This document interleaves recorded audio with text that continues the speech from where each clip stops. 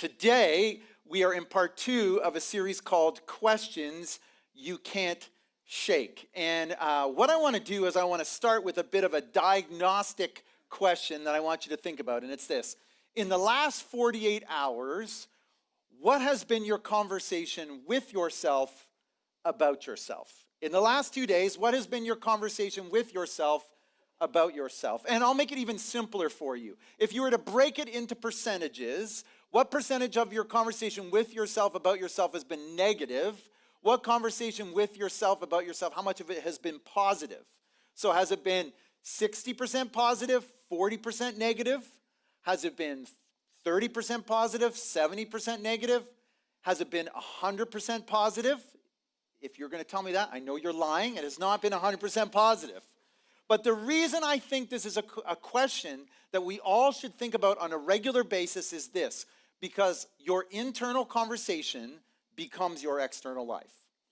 When I was in middle school, I really struggled with the social anxiety of middle school. I wanted to figure out where I fit socially, and I wanted to be popular.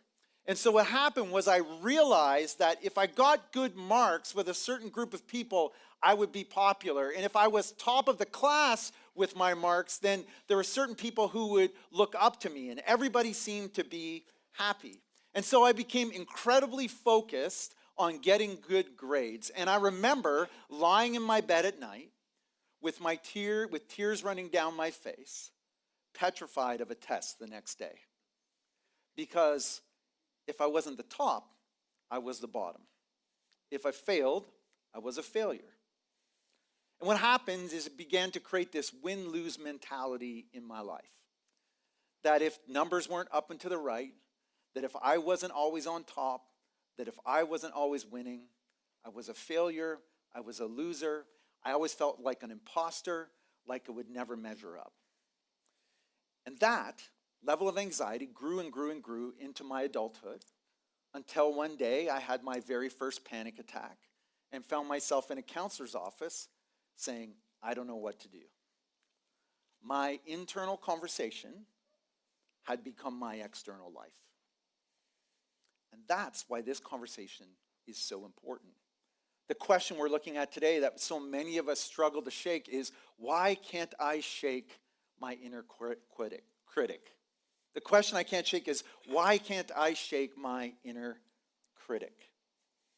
And for some of you, you would say, and there's a smaller percentage of you who would say, I don't have an inner critic. And my thing, first of all, would be congratulations. And second of all, if you don't have one, I know someone you love does. And the question is, how do you help them? And how can we actually move forward in this area of our lives? Now, where we need to kind of begin is this. Where does your inner critic come from? Where does that internal conversation comes from? And it's actually fairly simple. That the way our brains have been made are to scan for threats and scan for problems. Right? If you see a bear coming down your street, that's a problem. That's a threat. If a car is going to hit you, that's a problem. That's a threat. This is how our brain keeps us safe. We're continually scanning for problems and threats. An inner critic comes about when your brain decides that the problem is you. When your kid has had their third temper tantrum, and your inner critic tells you it's because you're a bad parent. You are the problem. You are the threat. When your friends don't text you back, and you fill in the gap with, well, I must be the problem. Nobody wants to be my friend. People never stay with me. People always leave me. The inner critic has told you that you're the threat. Now, how do you deal with your inner critic? What do you actually do about it? Now, the last kind of 50 to 70 years, there's been a couple of theories as to how to help you with your inner critic. And the first one was kind of self-esteem. What you need to do is boost your self-esteem against all that negativity. Reassure yourself that you're special and deny kind of anything that's wrong. And so what we did was we parented all our kids and we told our kids that they're special. That they're all special, right? You get a ribbon and you get a ribbon and you get a ribbon and you get a ribbon. And the irony, of course, is if we all think we're special, then nobody's special. And what happens is we began to say, listen, deny all the things that are wrong with you. Just focus on the positive things. Now, then you have a whole other movement of self-compassion that's much more recent. Self-compassion would say, hey, you've got to be kind to yourself in your weakness. Be kind to yourself. What would a good friend, what would you say as a good friend to someone else? Say that to yourself. And there's actually a part of this that has become quite useful. There's a woman named Kristen Neff from the University of Texas, and what she's discovered is when you speak kindly to yourself, it's way more motivating than when you're critical to yourself. Probably not surprising. And then there was a study called the Long Study done in 2010 where they actually scanned with an MRI people's brains and figured out when you're compassionate to yourself, it lights up the same part of your brain as when someone else is compassionate to you. So this is actually quite helpful to be kind to yourself in your weakness. The challenge with it is when it slides into comforting yourself when you're actually wrong. Right? When your 3-year-old toddler decides to punch her brother in the face, you don't say, well, listen, just tell yourself, listen, I'm only human, so I punch people in the face. Who cares if I punch whoever you want in the face?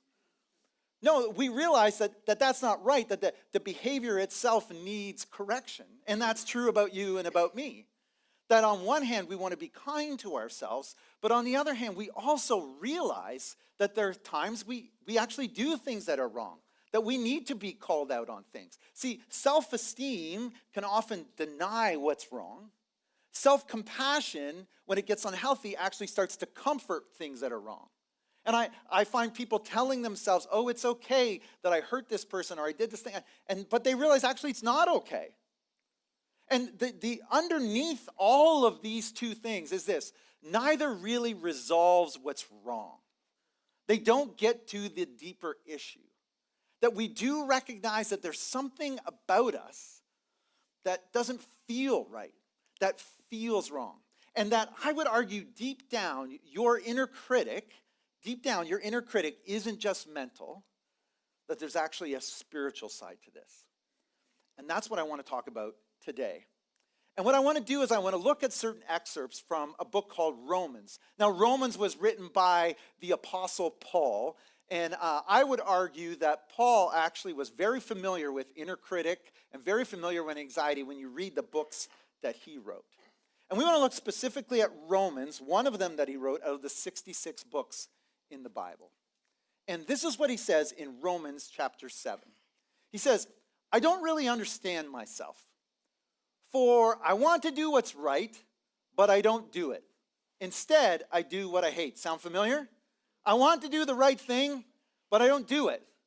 I want to be a good mom, but it never seems to work out. I want to be a good dad, but I don't. I want to have healthy relationships, but I can't.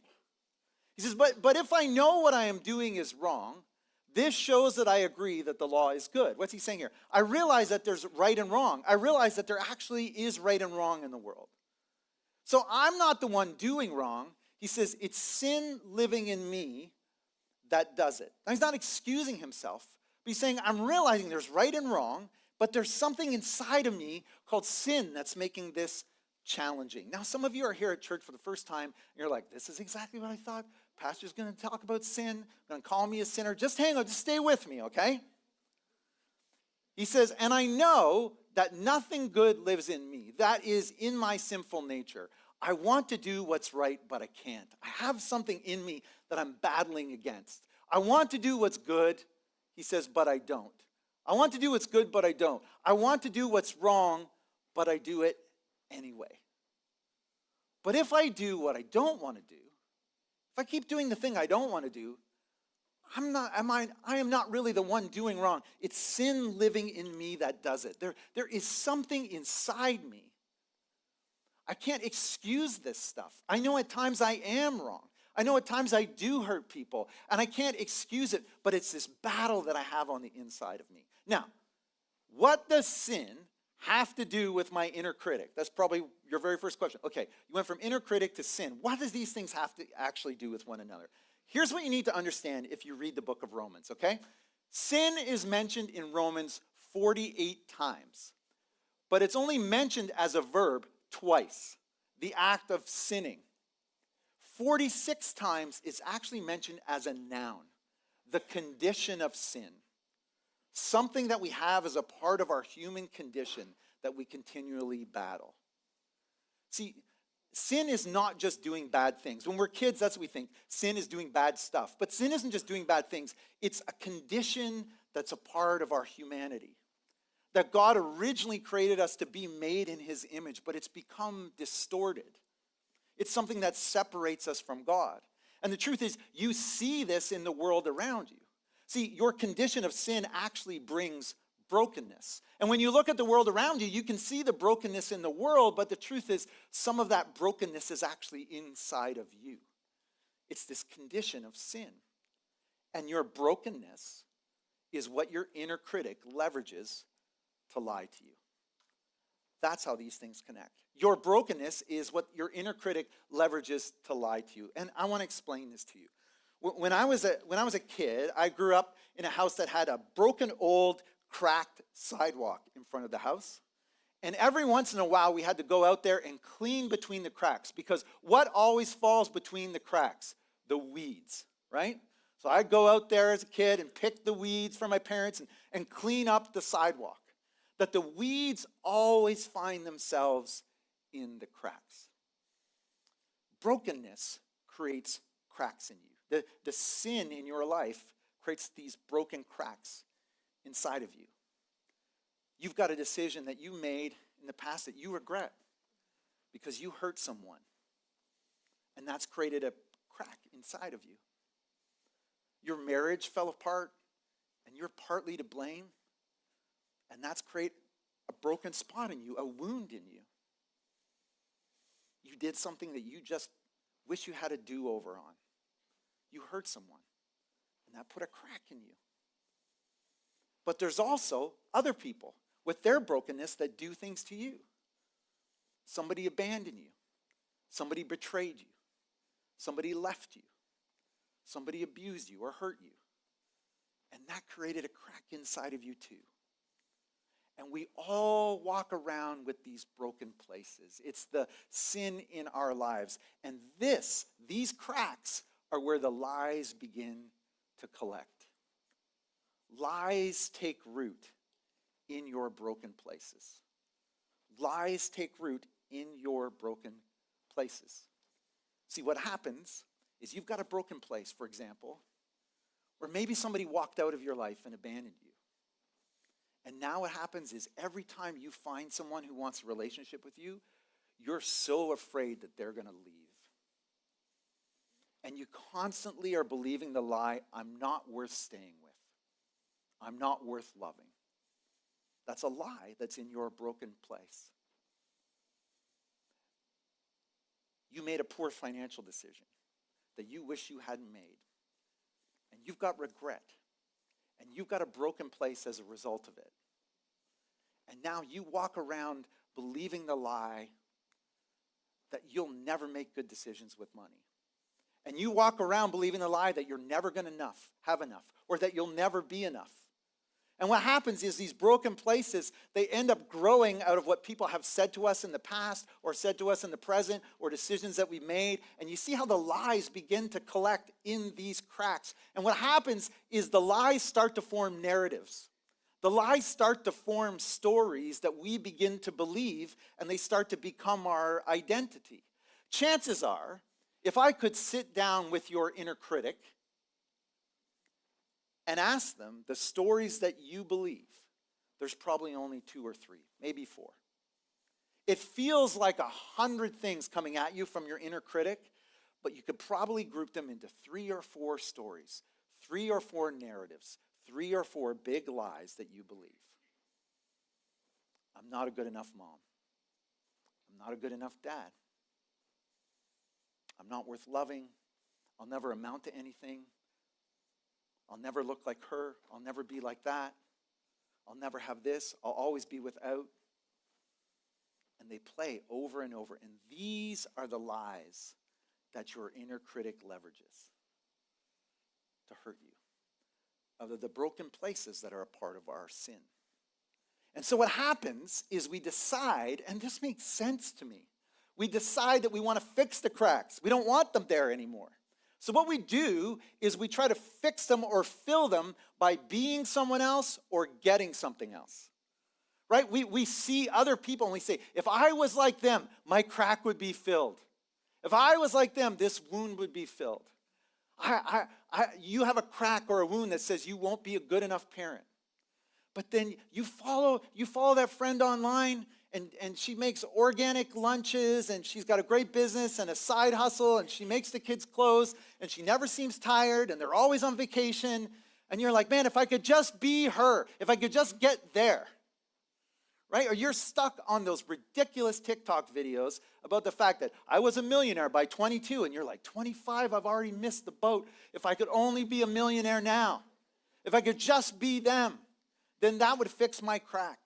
If I could just get that kind of money, if I could just have his wife, if I could just have a life like that, if I could just have that car, that travel, be like them, be more like her, that business owner, I'd be a business owner. They'd know how to make the decision. If I was like them, I know how to run a business like this. And we think, man, I just need to fix and fill this crack. And you know what's so sad about that is we walk around living our lives trying to be someone we aren't instead of trying to be the person God made us to be.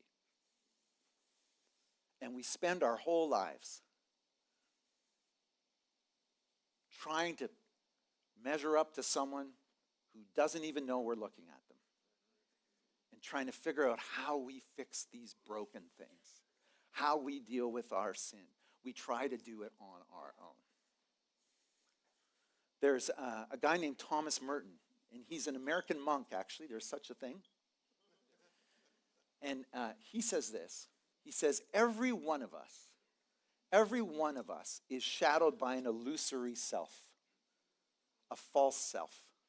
All of us feel the shadow of this person we need to be, we have to become. And if we could get there, we'd fill our crack. He says, a life devoted to the cult, he calls it, of this shadow life is what is called a life of sin. A life lived out of brokenness, thinking if we could just be someone else, we could fill the brokenness in our lives. So what do you do? If that doesn't work, if it doesn't work to try to fill it by being someone else or having someone else, what do you do with your sinful condition? What do you do with your inner critic? And this is the gift of the Christian faith. This is why people talk about the Christian faith and talk about sharing the gospel, which means good news. That this is the good news for your sin, for your brokenness. That Jesus came in order to heal you and forgive you. That God saw you and I in our brokenness and said, man, I want to make this right. I want you to find forgiveness. I want you to find healing. I want to have relationship with you. And so what he did was he sent his son to come and live a life without sin and die on the cross for your sin and for mine. That if we surrender our lives to him, if we follow him with our lives, then we find forgiveness. Then we find redemption. Then we find the healing that we're looking for, and we become the people we were always meant to be.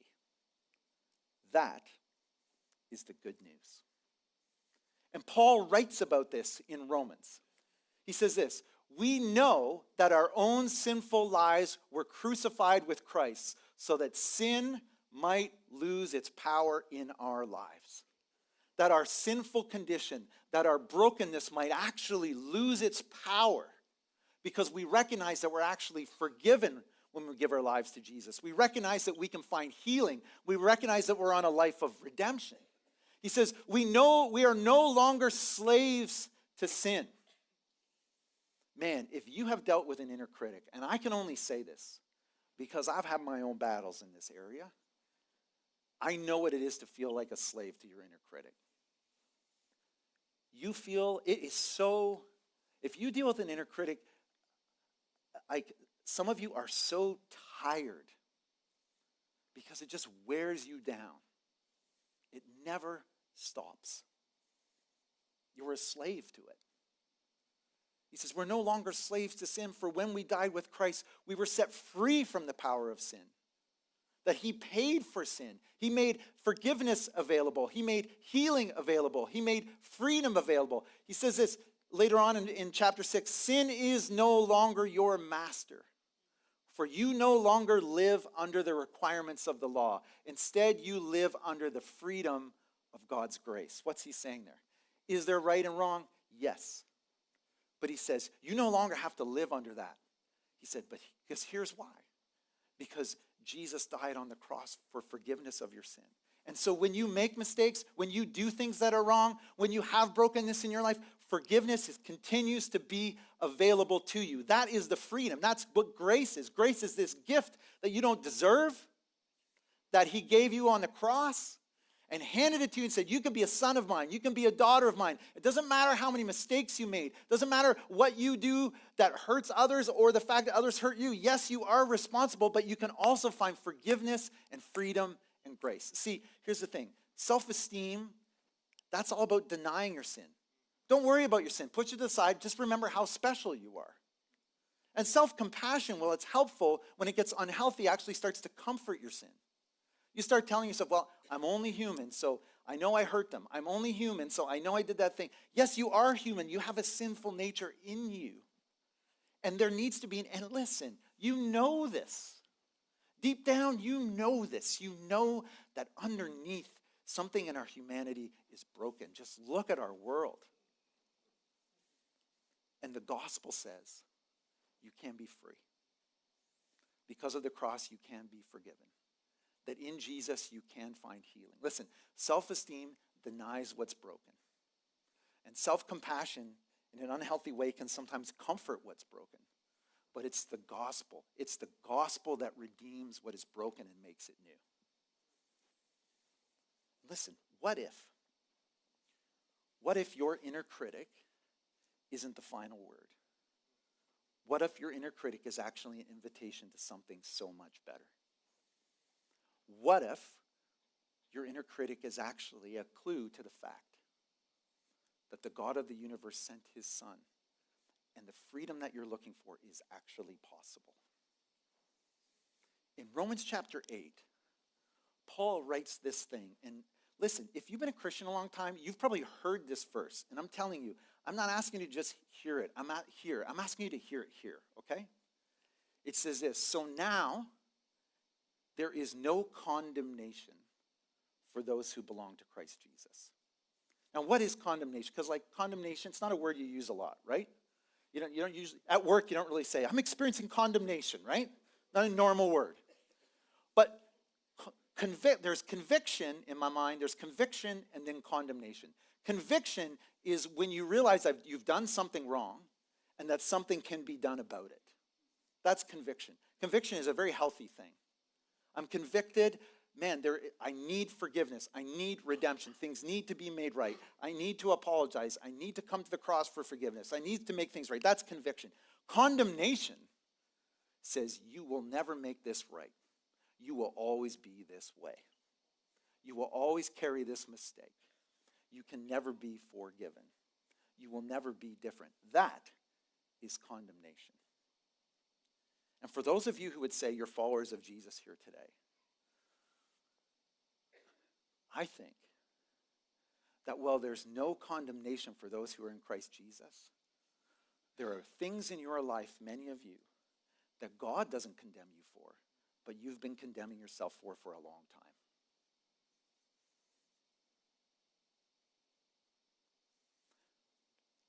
That there are things that you have done in your past, and you said, well, I know God forgives me, but you still condemn yourself. You still believe the lie. You didn't leave it at the cross. You showed your brokenness to him, and then you took it with you. Because of Jesus, God doesn't condemn you, so you can stop condemning yourself. You can stop believing those lies. You can stop living that narrative. You can actually leave it at the cross. Paul goes on in chapter 8 of Romans, that was verse 1, this is verse 2. He says, and because you belong to him, The power of the life-giving Spirit has freed you from the power of sin that leads to death. Man, that inner critic that keeps tearing you down, that keeps finding its roots in your brokenness and leveraging those lies and speaking against you. He's saying, listen, you need to remind yourself that there's power here. There's power in recognizing what Jesus has done. There's power in asking his Spirit to change you and transform you. That is the journey that you are on for the rest of your life. Redemption and freedom, and discovering more and more of the freedom that Jesus brings to your sin. To me, one of the most helpful things, this is just a very simple exercise to help you do this, is this. When I think of the lies that I'm believing, that I have to be so-and-so and have so-and, I need to be so-and-so and have such and such in order to be okay, in order to fill my crack, this is what I tell myself. Jesus defeated sin. Jesus defeated sin. So you don't have to be or have blank to be okay. Jesus defeated sin. So you don't have to be the perfect business owner every day to be okay. Jesus defeated sin. So you don't have to serve your kids organic sandwiches every day to feel okay. Jesus defeated sin. So you don't have to look like that to be okay. Jesus defeated sin. So you don't have to be perfect to be okay. Jesus defeated sin. So you don't have to be the perfect son to be okay or the perfect spouse to be okay. That there is freedom at the cross. This is what Paul says later on in Romans 8. He says, so letting your sinful nature control your mind leads to death.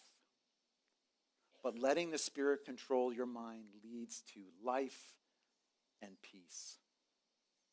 What's he getting at? He knows that the internal conversation that you focus on will grow. And he's saying, focus your mind on what I've done for you. Focus your mind on the forgiveness available because of Jesus. Focus your mind on the healing available. Focus your mind on the forgiveness available. Don't just dismiss what's wrong. And don't try to tell yourself that the things that are wrong are actually right and it's okay. Like none of us wants to be patted on the head when we've done something wrong. It's so condescending, right? Well, it's okay that you hurt that person because you're only human. You're not perfect. It's not okay. We know it's not okay. We try to lie to ourselves, but we know it isn't. But to remind ourselves that there is freedom available because of the gospel, because of who Jesus is, because of the cross, because of the forgiveness at the cross, the healing at the cross, a God who wants to redeem the brokenness in our lives and turn them into something beautiful. There is an answer. It's just in Jesus. It's not in you. That's where it lies. Now, some of you are asking this question because I've sat in seats before. You're going, man, this is so inspiring. I have no idea what I'm going to do with this. Like, what do I do with my inner critic on Monday? Because, Jeff, this is fine today. But when I wake up on Monday and I go, oh, man, you get that text. You've already dropped the ball at work. You forgot to make the kids' lunches. You realize you have a test on Monday morning and you forgot to study. What do you do with your inner critic on Monday when it takes those moments and wants to start to leverage the lies against you that you'll never be enough, that you'll never measure up, that you'll never be loved, and all of those things? What do you do with them? I want to give you something super practical. Something that reminds you of how God sees you. Because what we're reminded of today is this, that we're broken. You're broken, I'm broken. That there's sin, that's a part of our human nature. But the great news is that God loves you so much that he sees you in all your brokenness and said, I'm going to do something about it. And sent his son to die so that we could be healed, so that we could be made right with God, so that we could take our distorted lives and be made new, ultimately into the image of God. And this simple exercise that I want to give you is this. There's a poem or a song, if you want to call it that, called Psalm 139 in Scripture. And I want to encourage you, if you don't have a Bible, you can find it on your phone, to read it every day. It's just one chapter.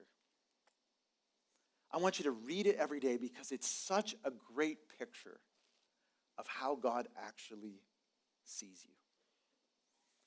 And I thought, why would we wait till Monday to do this when we're all here today?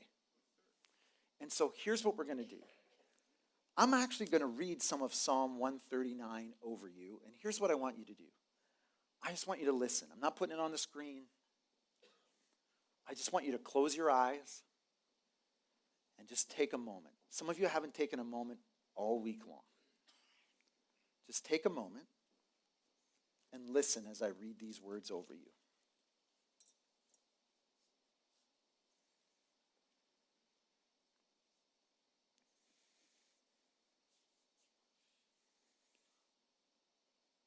O Lord, you have examined my heart, and you know everything about me.